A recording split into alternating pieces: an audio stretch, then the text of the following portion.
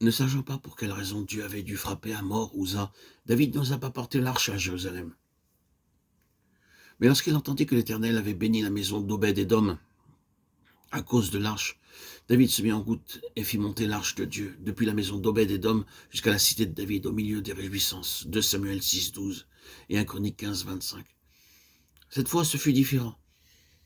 En cette occasion, David avait soigneusement préparé le transport de l'arche en déclarant que l'arche de Dieu ne doit être portée que par les Lévites, car l'Éternel les a choisis pour porter l'arche de Dieu et pour en faire le service à toujours.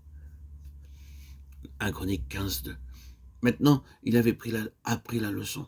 La première fois, il pensait pouvoir agir comme avaient fait les Philistins, mais cette fois-ci, il savait qu'il devait servir Dieu selon Dieu et non pas à la manière des hommes. C'est pourquoi cette fois-ci, les Lévites portèrent l'arche. La conséquence fut qu'après qu'on eut amené l'arche de Dieu, on la plaça au milieu de la tente que David avait dressée pour elle, et l'on offrit devant Dieu des holocaustes et des sacrifices d'action de grâce. Quand David eut achevé d'offrir les holocaustes et les sacrifices d'action de grâce, il bénit le peuple au nom de l'Éternel. 1 Chronique 16, 1, 2. Il y a quand un autre épisode concernant l'arche. Le roi se rendit à Gabaon pour y sacrifier, car c'était le principal des hauts lieux. Salomon offrit 1000 holocaustes sur l'autel. 1 Roi 3, 4.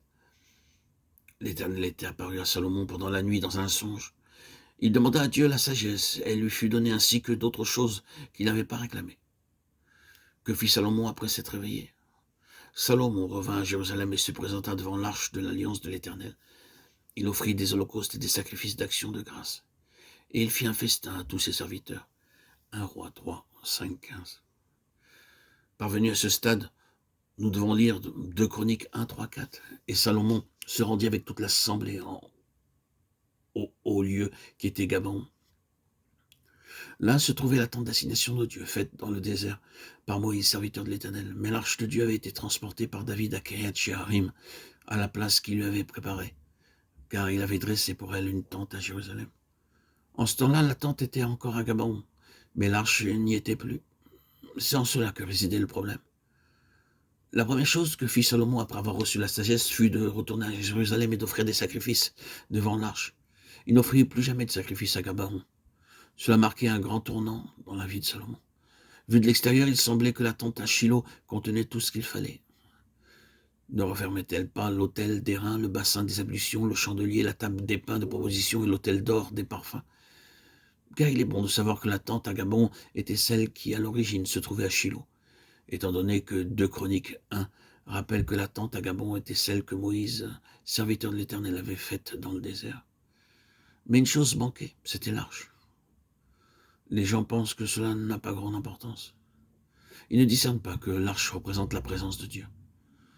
Cependant, aussi bon et tranquille que puisse être un lieu, ni le cœur de Dieu, ni le nôtre ne seront satisfaits si sa présence fait défaut. Avant que le Seigneur ne lui apparaisse, Salomon ne réalisait ni ne présentait ce que signifie l'arche. Mais lorsque Dieu se manifesta à lui, il devint conscient, plus que toute autre chose, de la grande valeur de la présence du Seigneur.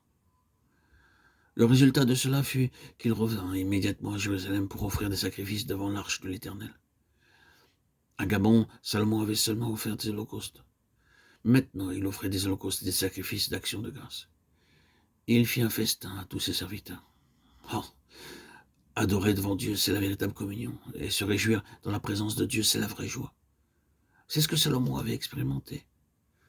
Cette expérience est le partage de beaucoup de ceux qui connaissent le Seigneur. Après avoir construit le Saint-Temple, il y plaça l'arche. C'est alors que l'arche devint le centre du Saint-Temple. 2 Chroniques 5, 1, 9.